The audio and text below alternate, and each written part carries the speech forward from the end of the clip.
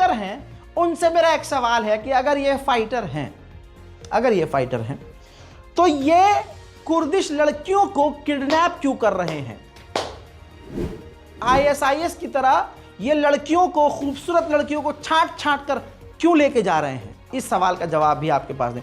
अगर इसके बावजूद अगर कोई शख्स कह रहा है कि ये रेबल्स हैं, इसके बावजूद अगर कोई कह रहा है कि बशर अल असद को हट जाना चाहिए, ईरान का इसमें फायदा, अबे चलिए, अगर कोई ये बात कह रहा है तो समझ लीजिए कि उसको बशर अल असद से प्रॉब्लम नहीं है, प्रॉब्लम है ईरान से।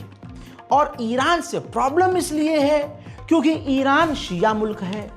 अब सवाल ये है कि जो स्टैंड ईरान ने लिया फलस्तीन के लिए, सुन्नी मुल्क के लिए, गाजा सुन्नी, फलस्तीन सुन्नी, जेरूशलम सुन्नी है, यमन सुन्नी, इराक सुन्नी, इन सब के लिए, अपने भाइयों के लिए ईरान जिस तरह से स्टैंड ले रहा है और इतनी जुर्रत दिखाई कि उसने इजराइल पर डायरेक्ट अटैक किया था। तवज्जो है, डायरेक्ट।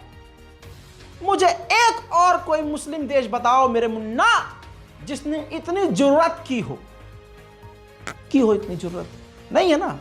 तो अगर आप कह रहे हैं कि, अगर कोई भी कह रहा है कि सीरिया में ये हो जाना चाहिए, बशर अल असद, अपने दिल को चीरो